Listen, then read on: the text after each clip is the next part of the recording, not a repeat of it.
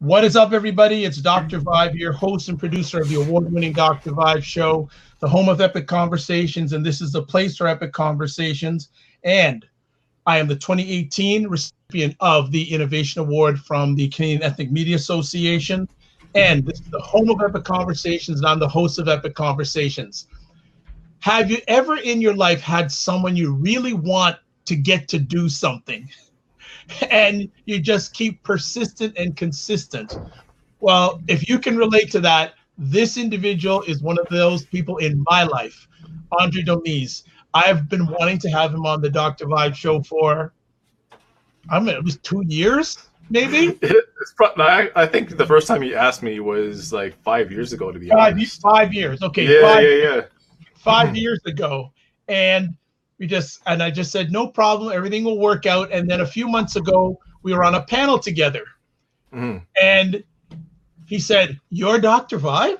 Yes, I'm Dr. Vibe. Well, because they listed you by name, and I only knew you as Dr. Vibe. So we keep the name off. They only knew me as Dr. Vibe. And it was a panel about fathers loving their sons. And it was an incredible panel. And the driver of this conversation was Andray Domise, and he did an incredible job. And I said to him, one day you're going to come on, and when the time is right, I just accept him where he is. Now, here's a little secret of Dr. Vibe. He reaches out to people on long weekends, and it just happened to be a long weekend. And actually, about last week, and we sort of went back and forth. I said, okay. And I didn't know up until a few minutes that he would still make it, because he's got a wonderful family, a wonderful wife, and twins. So give love to the brother that he makes time to share with us. And plus, he's a contributing editor for Maclean's magazine in Canada. And if you don't know about Maclean's, it is Canada's national current affairs and news magazine since 1905. 1905. And there's a recent article, or not an article, but there's a recent, how can I put it? Poll. You can say essay. Oh, yeah, the poll. The recent survey done by the EKOS Research Associates saying that about 40% of Canadians feel that there are too many immigrants coming to Canada. Now, I am very blessed because I have a worldwide audience, and a lot of people say, oh, Canada's such a beautiful country and we're so accepting. So when I saw this and I saw Andray was on one of the conversations about this already, I said, let me see if we can get him on, and he can give some reality and truth when it comes to immigration in Canada. So we'd like to say, after 5 years, welcome for the first time and not the last time to the Dr. Vibe show, Andray Domise. How are you, sir? I'm good. Greatly blessed, highly favored, happy to be here, and good talking to you again. Always a pleasure. And before, I know your time is limited, so I want, if you can, just give a little short background about yourself to the audience. Yeah, so I'm a contributing editor with Maclean's magazine, which is one of Canada's magazines of record. I'm also a regular contributor to the Globe and Mail, occasional contributor to Vice Canada, etc. I don't make a career out of writing to be, a prestigious journalist. I write basically as therapy. Like, I have thoughts and feelings and information and everything all bound up inside. And luckily I have very friendly editors-in-chief who say, absolutely, whatever you got, lay it on us. And this is how I end up writing essays. So I generally tend to stay away from, trying to be part of the media conversation on things like race, immigration, et cetera. Like, I don't actively seek that out. Generally, I try to do my work inside of the community. And when what I'm seeing inside of the community and what's happening in the media are at odds, that's usually when I write something to try and clarify. So that's what I did where it comes to the conversation about immigration in Canada, is that the conversation I see happening in the media and politically is just not comporting with the actual facts. And I think politicians and the media do I would say, like, a generally poor job of explaining what essential value that immigration has to Canada, which is why we see a rising sentiment of anti-immigration feelings among people who would call themselves Canadians. Excellent. How did you get to the status of where you were? And congratulations, by the way. I think it's absolutely outstanding. Was it an easy road to get to where you're at now? No. Of course. You know what? I would say I benefited from not going the J school route. My background was I was a poli-sci major in university after. Same here. And there's a lot of us who are that end up not getting jobs or doing further education inside of poli-sci. I actually went into the financial industry. So I worked as a financial advisor and then a financial planner for a number of years. But I just felt like a disconnect between what it was that I was doing for a living and, what I see happening in my community. I ran for city council in 2014. 2014. It ended up being against Rob Ford. And obviously I did not win. But while I was campaigning, I did write a couple of essays talking about the disparity between how the media portrays the Ford family in relation to the Caribbean community, and then what the actual effects that their policies have on the community. And I think when people saw that, like, oh my gosh, a black person from Rexdale is writing this about Rob Ford, excuse me. And I think that's kind of what led into my writing projects. And I will say, I think some of that is the burden of lowered expectations. Like, people sort of automatically assume that if you're not part of academia, if you're not part of the media world, then you almost don't have a voice. So I think at least what I hope to do in my writing is show people that you don't really have to, like, you don't have to come from this track. You don't have to, be a J school student. You don't have to be an academic. You can describe the world around you in your own voice, and there's a place for you in the conversation. Excellent. Well, let's get right to the conversation at hand. When you saw the results of this survey, did it catch you off guard? No, it didn't catch me off guard. I think what it did, when we say the survey, we're referring to the poll released by EKOS, which is a polling agency in Canada. So for your listeners outside, it would be like a Gallup poll or the Geo polls, any of those large polling agencies.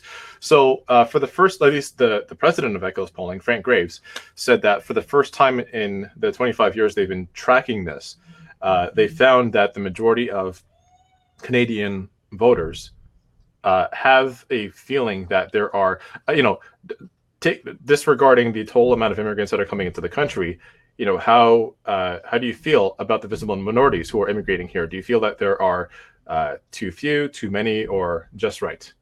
And they, on their polling page, which I hope you'll include in the show notes, they broke it down, like they disaggregated the data.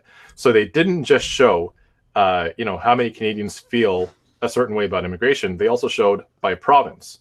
So for the provinces that they were able to poll, and the N value was high enough that they could actually include it in the poll, it turns out that Alberta is the most intolerant towards visible minorities as immigrants, which is not very surprising if you follow what's been happening with the Alberta election. The United Conservative Party, who just recently won that election, the number of candidates that they fielded who had ties to white supremacist organizations and had expressed not just anti-immigrant feelings, but also were spreading white nationalist talking points on their Facebook pages, etc. So that's not entirely surprising. But then they also tracked it by political affiliation. So if you're a liberal, it turns out that you feel that the amount of immigrants that are coming into Canada who are visible minorities, well, it's the just right amount. Like this is the amount that we're taking in. For the most part, they were saying this is perfect. 19% of them said that there were too many, but there was a larger proportion of them, a much larger proportion, that were saying either it's just right or there's too few. What was kind of surprising, I think, to most people, was that the NDP, which is Canada's closest thing that we have to a Labour Party, but not quite. They're still sort of like that left centrist vote. It was something to the order of 29% of them. So basically almost a third feel that there are too many immigrants. Same thing for the Green Party. And the Green Party actually has an international charter. So they're not just a national organization. The Green Party is an international political party. And in their charter, tolerance and diversity actually happens to be a part of their charter. But the Green Party, out of all these sort of like progressive left type parties, they had the highest. It was, I believe, 38%. The Conservatives, however, 71% of Conservatives feel that there are too many visible minorities who are immigrating to this country, which should surprise approximately nobody. But it does say that there's a conversation to be had on how the conversation, like the way that the media frames the question of immigration, has mostly been focused through the lens of asylum seeking. That is, people who come into this country, for if they were coming outside of the ports of entry, if they were coming, through, say, Roxham Road, which is an avenue in Quebec from the United States that goes into Canada, were essentially people who come here seeking asylum, but were residents of the United States first. If they go to a port of entry, i.e. the Niagara Falls border, they will be turned away because the U.S. is designated as a safe third country. Between Nigeria and Canada, if they've immigrated here through the United States, they'll say, well, you should file for asylum in the United States. On the other hand, if you go through a place that's not a port of entry, so if you're not landing in an airport, you're not going through the border, but you're going through this basically side avenue, you can come into the country and claim asylum once you're here. And the thing is, that's actually international law. Like, any asylum seeker should be able to come here and file for asylum regardless of how they got here. So when media frames them as quote unquote illegals, they're very aware. Like, I'm pretty sure that people working in national news agencies are aware that laws exist that allow for asylum seekers to come here through irregular avenues, but they would rather call them illegals because they want to frame it as though there's something wrong with what they're doing. What they've also done is frame it as they're jumping the queue, i.e. for somebody who files immigration papers to come here from, say, Sweden or Norway, it's come here from Russia, etc., that there's an application process. There's a determination as to whether they would be a positive contribution to the country. If they are, they're able to come in. If they're not, then their application is rejected. But then asylum seekers are doing something that's more dastardly. They're coming here and they're jumping ahead of the line, ahead of all these valid applicants who are trying to come here through immigration, except there isn't a queue where it comes to asylum seeking. There's no queue for refugees. You get here, you file for asylum, and if you're approved, you stay. If you're not, you're deported. So because we've collapsed this multitude of issues into the concept of illegal immigrants, Canadians are generally turning on their television, and the immigration conversation happens to be centered around generally Black people who are coming up here through Quebec. Mostly of Somali, mostly of Nigerian background, etc. So when people think immigration, they're thinking about those illegal immigrants. The problem is Canada has no ability right now to replace itself through a Canadian-born population. So there aren't enough people being born in Canada to replace the population that's dying. As a matter of fact, the government of Canada and several other agencies have already projected that I believe it's by 2034, if immigration was to stop, say, tomorrow, by 2034, there would be more people dying in this country than people that are being born. So with that upside down pyramid, what you have is pressures on the labor force to sustain social services for people that are either retiring or people that are passing away out of this earth. So, healthcare, welfare, Canada Pension Plan, every other social service that's provided for people who are of an advanced age, the pressure would be so intense on the workforce that they wouldn't be able to make up with it for their taxes, which means that the government would then have to raise taxes, and not just on workers, but on everybody, which means that corporate taxes are going up, retail sales taxes, et cetera, are going up.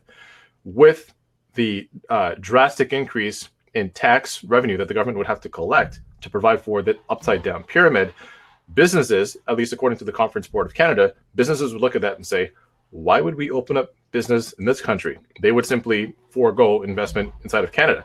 So what you have is, for example, auto plants, agricultural industries, and basically international agencies or international companies that work here that have Canadian operations would pull up stakes and go where it's cheaper. So this is like incredibly mundane to talk about, right? The cause, the effects, the hypotheses, and all that stuff. It's incredibly mundane to talk about, which is why you generally don't hear it in the media. What's sensational, what gets people to click on ads, what gets people to turn on the news and stay watching is this conversation about illegals. But all this other unsexy stuff about why it's necessary to have immigration into this country, because we require immigrants to create a labor force growth, because people aren't doing that, and also because they're not explaining what it is that has people who immigrate come here. Without framing that conversation properly, the only people who are left to frame the conversation are the 71% of conservatives who don't want people immigrating here. So they basically abandoned the high ground on this conversation to the people who have bad faith at heart. So the reason I wrote the article, what I was trying to get at is we need to, reframe how this conversation is had. I'm not saying that, my article is going to change everybody's minds. I'm saying this is possibly a good first step. Frame the conversation in terms of what benefit does it have to Canadians if we have a healthy amount of immigrants who are coming here. According to the Conference Board of Canada, according to the Government of Canada, that number is somewhere at around 1.3% of the population, which is why we have a number of 350,000 by the year 2021. The government wants 350,000 immigrants per year coming here. Do you know what percentage of that 350,000 is going to be accounted for by refugees? 5%. Wow. So when we talk about this immigrant crisis, only 5% of the total amount of refugees would be accounted for through asylum seeking. We had just under 20,000 people in the year 2018, that's last year, just under 20,000 people filed for asylum. That was actually lower than the year before. But if you listen to the news, they make it seem as though like, well, every immigrant is coming into this country and we have no place for them. I mean, Germany took more than twice that number. Germany is a country that's like 1/8 our size. So, and Canada can reasonably handle about 10 times its population in this country. We're not an overcrowded nation by any stretch. So let's not, fearmonger. Let's not get into some like really weird ideas about what refugees are going to do once they get here. Let's stick to the facts. And I think, it's been really hard watching the way that politicians and generally the media will frame this conversation because it's hardly fact-based at all. So that's why I wrote what I wrote. Excellent. Just want to shout out to the audience, people who jumped in. Nazim, this is here from Italy, and he makes the comment, Italy has the same problem, but the current government has a totally insane and inhuman non-migrant policy in place. So what I'm going to do is I'm going to open up the room because we have people in from the United States, from Italy, and if anyone wants to come in and join the conversation with Andray and myself, please feel free. You know how I roll. Andray, how much do you feel, and I'll say this sarcastically, our neighbor from the South has to do with, you feel, the current sentiment, the sentiment that results in this poll? I would say that it's a mistake to blame everything on the United States. Obviously, the U.S. does exercise an outsized influence. They have a degree of political hegemony and a degree of media hegemony that bleeds over into Canada. So it's not to say that they don't play a factor in this at all, but this is a global phenomenon. I mean, if you turn on RT, that is the news agency of record in Russia. If you turn on Sky News, like you'll see this conversation being had just about everywhere in the world. So basically, Western nations, as I would say as a whole, are generally pessimistic towards immigration. And the problem, again, with the way that it's framed, is that they eschew their responsibility for what creates the conditions by which migrants are seeking asylum in Western countries in the first place. So what I tried to do in the article, and I'm not like an expert in geopolitics. I would say fairly well read, but by no means am I an expert. But I think I was able to create the broad strokes of, okay, what is it that the conflict in Somalia was about? Because when we read about migrants, refugees, etc., we generally in Western media accept chaos and conflict as just the natural state of order in Middle Eastern and in African nations. It's just a cultural shorthand. So when we talk about people coming here from Somalia and fleeing a civil war, we don't talk about, well, what is it that creates the conditions in Somalia by which a civil war has to happen in the first place? And to do that, you have to go all the way back to the late 1800s in the scramble for Africa. And the thing is, nobody really wants to put in that kind of work. You know what I'm saying? So to have a conversation, at least to have a reasonable conversation on why it is that there was a wave of immigrants that came here from Somalia in the 1990s, then you have to go back to Mohammed Siad Barre's government and the Ogaden War. You have to understand how it is that the Somali military was almost completely wiped out at the hands of Ethiopia, which was backed by the Eastern Bloc, backed by Russia, backed by several communist nations. How is it that the 1991 Civil War began in the first place? Well, you have to go back to the 1970, I believe, 78 coup d'état that weakened Barre's position. You have to go back to the vision of Greater Somaliland. Nobody does that, and I think part of the reason for that is because no one wants to have a conversation about the responsibility that Britain and Italy have for basically carving up a piece of land. Telling all of its inhabitants that essentially, like, your clan differences don't really matter to us. What matters is that we own this land now. And then pulling up stakes and leaving. You have to have a conversation about, well, how is it that the Cold War created the Horn of Africa as essentially like a strategic choke point. Because we don't have those fulsome conversations, what we're left with is this is just the natural state of things. Instead of going into that really boring and dry and archaic history to say, well, what responsibility do Western nations have to countries that they formerly colonized, pulled up stakes, left behind, and did not create an infrastructure by which those countries could have self-determination. Without that, then you can't understand why the family of Ahmed Hussein, who is now Canada's immigration minister, you can't really understand why they fled Mogadishu, why he would go to Kenya, why he ends up in Hamilton, Ontario, graduates school here, goes on to law school for the purpose of bolstering his community organization skills, to represent immigrants, to represent refugees in the court of law, and then go on to become Canada's immigration minister later. Like, he has not just like literally decades worth of experience, but he's also got a lifetime of lived experience to understand what the process is that creates refugees in the first place. And there are very valid criticisms. I'm not saying that, I'm his biggest fan. I'm definitely not. But what you have in opposition to an Ahmed Hussein, Canada's immigration minister, are people that don't have experience in managing immigration policy, people that do not have experience working with refugees. So you have a Michelle Rempel, who's the MP for, I believe it's Calgary Nose Hill. So you have like a Michelle Rempel that's a big-time immigration critic, and essentially, gets on Twitter, gets in front of TV cameras, and then lies about asylum seekers, lies and calls them illegal immigrants. You have like a Doug Ford government in Ontario, Canada, who, they will lie about asylum seekers putting pressure on Canada's, or Ontario's at least, on our social housing system, a social housing system that's been neglected for just about my entire adult life.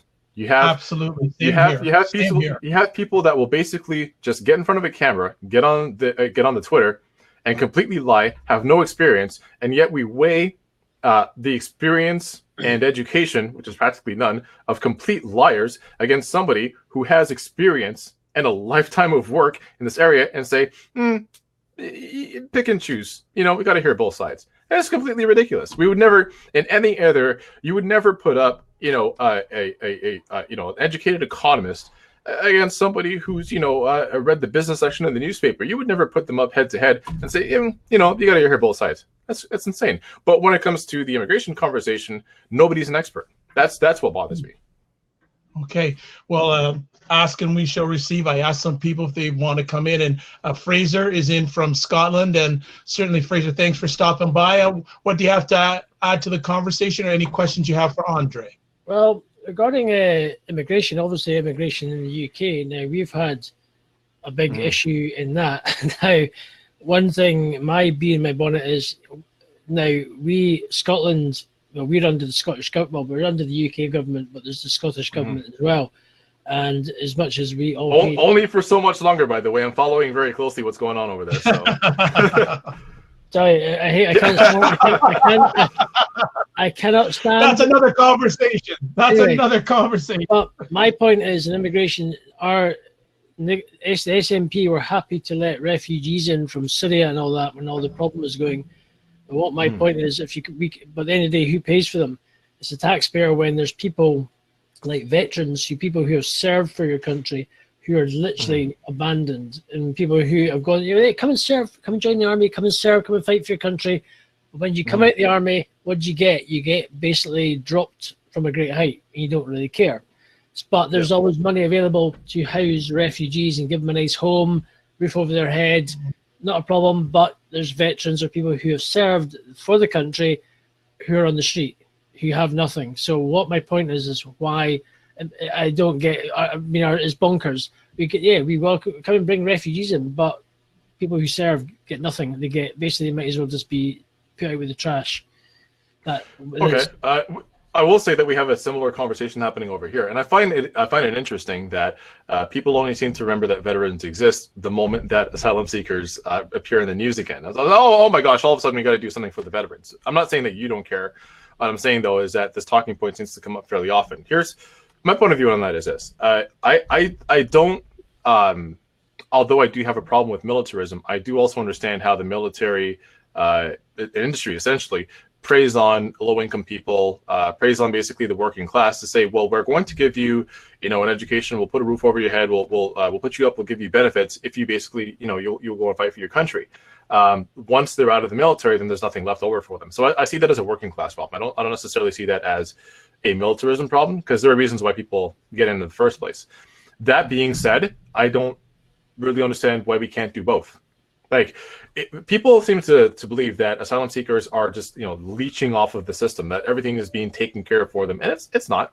They don't necessarily have immediate access to the healthcare system. They don't have immediate access to education. They don't have any immediate access to daycare and so forth. Provinces basically lay the rules out according to how they see fit. In Quebec, for example, I'm pretty sure it was that it was last year that they decided to cut subsidies for daycares for people who are asylum seekers here. So there's, I think, people who make this argument that asylum seekers are getting everything and veterans are getting nothing need to be a little bit better educated about what benefits asylum seekers are actually entitled to. That being said, what responsibility Scotland being part of the UK, as you've already established, then what responsibility does the UK have to recompense the people whose nations that they've essentially wrecked and left behind? What responsibility do they have to people seeking from those nations for a better life? Just the same way that you can't basically airdrop an enlisted military member into some other country, expect them to fight, and when they come back, you provide them nothing whatsoever. But what about the people that lived in the lands that those military members were airdropped into? What responsibility do you have to them? What responsibility do you have to what you formally colonized? Personally, I believe that there is a responsibility. For example, when I've seen this conversation had in France as well, that we're not providing enough for homeless people, we're not providing enough for veterans, et cetera, et cetera, et cetera. Except France, up until not very long ago, was receiving reparations payments from Haiti, a country that they colonized, and the Haitian nation experienced a gigantic debt repayment that essentially hobbled their economy for over a century, that caused them to completely miss out on post-World War II prosperity that most of the rest of the Western world was able to take advantage of, because they were making these huge reparations payments to France, and they were making those reparations payments to compensate former slave owners. They essentially paid to free themselves. So I find it bizarre that countries that essentially extracted resources, wrecked economies, destroyed peoples, genocided entire cultures, can then turn around and say, well, we don't have a responsibility to do anything for you at all. Actually, you do. So again, we can't take the current conversation and uproot it from historical context and say, well, this is a worthwhile conversation to have. You can't. You have to talk about the conditions that create asylum seekers. I would say in general in the UK, we do have we do have a problem, because we have a standard open, they currently have an open border policy, hence why we want to get out of the EU. And hence why I'm kind of supporting the Brexit Party by Nigel Farage, which has been started up. And I think at the end of the day, Britain needs to get rid of a two-party system, and we need to, at the end of the day, SNP, we can't, SNP are just keep bumping the gums regarding being in Europe or being independent. I don't want that. I want to be out of Europe but stay as UK, because UK are more powerful as a whole than separate countries, and Scotland would just collapse as if we did become independent. I mean, I have no opinion on that whatsoever. I mean, the conversation, it's all good. The conversation I came in here for was regarding, how Canadian sentiment towards refugees. I will say though, based on what the gentleman just said, that the UK is stronger on its own, and Scotland is stronger as part of the UK.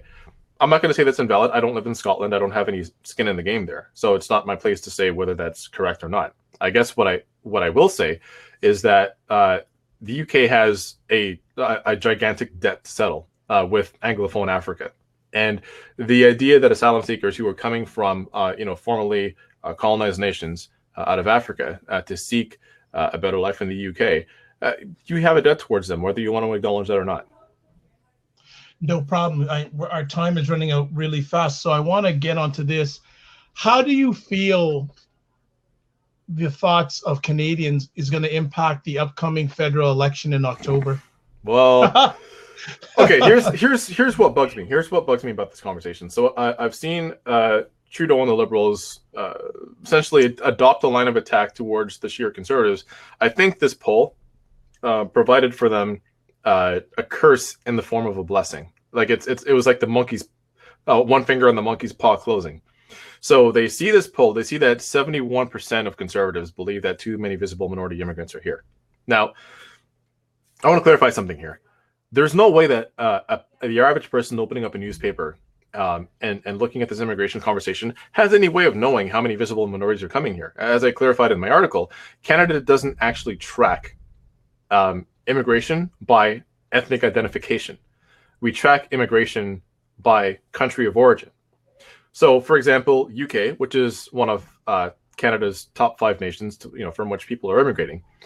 If somebody comes from the UK, you have no idea what their background is. They could be a Nigerian person from the UK, or a person of Nigerian background. They could be a person of Jamaican background coming from the UK. As a matter of fact, a good friend of mine, who works over here in the gaming industry, actually is from the UK and is of Nigerian background. So you have no idea. But say somebody coming out of Jamaica, you don't know what their ethnic background is either. They could be a Chinese Jamaican. They could be a Jamaican of white British background. You don't know that. The second thing is that Canada doesn't have an overwhelming amount of people coming from one particular nation. So if you look at, let's say, immigration into Australia, then the overwhelming majority of people that are immigrating into Australia are actually coming from the UK. The majority of people that are coming in, I should say plurality of people that are coming into the United States, they come from Mexico. So you can possibly make a guess as to what their ethnic identification is. But in Canada, you have no way of knowing, which means when people look at total immigration numbers and they say there's too many visible minorities coming here, they're not basing that on any quantifiable information at all. They're basing it on their gut feeling, and their gut feeling is generally shaped by the media.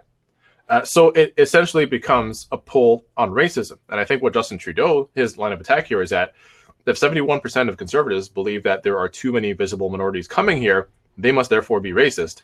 And because Andrew Scheer, the leader of the Conservative Party of Canada, has been associated with people, there's a member of, or I shouldn't say staff member, but there's somebody who's been associated with the party at a very high level that has a background working with Rebel Media, which is Canada's basically like alt-right, Breitbart-like publication. So the line of attack here is going, well, you have people who either aren't white nationalists, people are associated with white nationalists, and this is the effect that it's having on your party, therefore your party is racist. Okay, but what's that going to solve? If you call another party racist, if you call the leader of the party racist, or if you believe that members of the party are racist, what does that change whatsoever? Because now you're having a conversation whether they're racist or not. Nobody cares. I don't care whether people believe that they're racist, and you're going to have a very hard time convincing them they are racist. Nobody ever wants to cop to that. So the way to have the conversation is to explain the benefits of people immigrating here, and also to clarify, we don't really know what their background is. To say that there are too many visible minorities coming here is a problem in the Canadian polity. How do we fix that? But when you make the leader of the opposing party the face of racism in this country, I got bad news for you. The New Democratic Party tried to do that in Alberta. The New Democratic Party lost. We got beat up. Yeah. In every writing. Just like if you look at the map of Alberta in the election, it went from orange, which is the NDP color, it went from orange to blue, except in like one little tiny place, which is well, I shouldn't say tiny, but if you look at the map, it's like a dot on the map that's orange. That's in Edmonton. Edmonton was like their stronghold, but the rest of the province went blue. Adopting a tactic of just attacking the other party as racist does not work unless you can materially explain these are not invaders. These are not people who have no right to be here. These are not people that are trying to take something from you. As a matter of fact, they're your peers. If you want to retire one day, they're providing the labor and the taxes that's going to enable you to retire. These are people who live next door to you. These are people whose kids go to the same school that your kids do. These are people with the very same interests at heart for this country. They're your peers. They're your coworkers. They're members of your class. They support you the very same way you support them. If you have that conversation, I think you can change people's minds, especially when we are in an environment where people are I'm not going to say that, I'm not going to try and pull the whole economic anxiety excuse. But what I will say is that throughout history, like this is not disputable, whenever the working class finds itself under intense pressure, what they will generally do is start attacking each other rather than attacking the power structure that is applying that pressure. Austerity in Britain leads to Brexit. Like, it's always a straight line. And to try to tell people in that working class that they're just imagining things and things are going to get better one day, and there's a new population that's coming in, and essentially, the people in that class are seeing them as competition for the already pressed labor market, then yeah, racism is going to come out. Try having informed, polite, and intense conversations with that working class, and I think things will change. But what we're seeing right now is, rather than account for the fact that there were several promises that this government made that they never came through on, and the fact that there are people, especially in the prairie provinces, the oil-producing provinces, that are under incredible pressure because the oil economy is all but collapsed. Try to explain to them that they're racist, rather than explaining to them that things need to change at a structural and a corporate level. Well, we'll see the exact same result that happened in Alberta be replicated nationwide. That's my point of view. Okay, well, we have unfortunately run out of time because Andray's schedule is a very tight one. So any final words you'd like to share with us in regards to this issue? And I hope we can get you back at another day. Andray has a lot of strong and powerful thoughts on a lot of different subjects, so we hope to have him back. No, and I'm saying that was a very polite. That was a polite way of calling me a hot take machine. No, I don't think you are. But I know. Everyone has their own, but understood. I did put the link in the chat on the side for the article, and when I repost this, I'll repost the conversation, plus I'll repost the article with it so people can look deeper into it. Any last comments you'd like to have before we let you go, sir? No, one thing that happened as feedback from the article is a lot of people who have written emails to me and people who've tweeted at me, etc., say that, oh, well, whose mind do you expect to change calling them racist? And I'm like, I didn't call anybody a racist. I said that the EKOS poll, because of the way that it was formed and because of the way that people don't have anything to quantify their feelings, it essentially becomes a litmus test on racism. If it doesn't apply, let it fly. But I find it interesting that people believe that I am calling Canadians racist. And I think that's a heck of a lot of projection. There's a little bit of guilt inside of their hearts. But what I will say is that the way to have this conversation is not to call people racist, because you're trying to have this conversation on your own turf, whether or not it's okay to be racist, whether or not having pessimistic feelings about immigration is racist. That doesn't matter. In terms of mobilizing the vote, and helping people understand what their material interests are, that doesn't matter whatsoever. I don't want to have conversations about whether or not people are racist. Frankly, I don't care. What's important in these kinds of conversations is to, properly frame the context. Why is it that people are immigrating here? What is it that's causing the conflicts that drives them into Western nations in the first place? That's one. Two, apply proper historical context. When people say things like, you don't see white people moving into African nations or South American nations and so forth, how would they react? But why are they all coming here? Except that white people did move into these nations, which caused the problem in the first place, and they still are trying to benefit from the ability to economically exploit them in the present day. And they're coming here not to invade, but because they're trying to escape catastrophic conditions. So applying the proper historical context helps. And then three, attack them on their own terms, in terms of jobs, the economy, etc. If you say to people, you're racist for not letting immigrants in, then you're not going to move the needle at all. Nobody cares. But if you say to people, actually, if we close the borders tomorrow and stop letting immigrants in, well, here's what's going to happen. Businesses are going to pull up stakes, taxes are going to go up, A, B, C, X, Y, Z. If you have those kinds of conversations, now you've taken the plank out from underneath them by which they can use to attack you. If you start arguing on their terms, it makes a hell of a lot more sense, and I think will change a lot more minds than trying to have these weather vane conversations on whether or not people are racist. It's completely not productive. It doesn't help. You might already know that they're racist, but I don't think anybody else cares. You have to get them to understand how to vote in their own interest, and I think that's what's lacking in political conversations right now. Excellent. If people want to get in touch with you, how can they do that? My Twitter is, if you want to put it in the chat, at Andray Domise, and you can reach me, Andray at andraydomise.com. Excellent. Well, I know you've got to get going, so I'll make it right quick. I'd like to thank everyone who was in on the conversation. Luke, Ryan, Bobby, Kinte, Nintendo, Badges, and also Fraser. And Ryan is saying Andray has great points. Ryan is based in Alberta, by the way. He's the only Canuck that's in on this conversation. Everyone else, oh, Luke is too. Luke is from Windsor. Yeah. Oh, yeah. I saw Luke say that immigrants pay CPP and UI too. Yeah, UI too. Yeah, exactly. and also people who immigrate. I mean, they not only do they do that, they tend to be better educated than people who are born in Canada. They tend to actually, so when people immigrate here and they're not able to find jobs, they're actually more likely to become entrepreneurial. They'll start their own businesses faster. Actually, in the Black community, this is a well-known aspect. The Black community actually has the widest gap in terms of employment when they immigrate to Canada, but they're also the fastest rising demographic of entrepreneurs. So make of that what you will. They pay taxes, they pay into CPP, they pay into employment insurance, and they also consume things. So that adds to the tax base. So, it's like just to have those kinds of conversations that make sense and less conversations about whether or not people are racist. I think that's productive. Excellent. And just for those people who are outside of Canada, CPP is the Canada Pension Plan. UI is unemployment insurance. Just no, we have EI now, employment insurance. We don't. Yeah. Yes, employment insurance, not EI. Yeah. So I'm just going to wrap it up quick. Thanks for everyone to stop by. I hope I included badges. I want to make sure.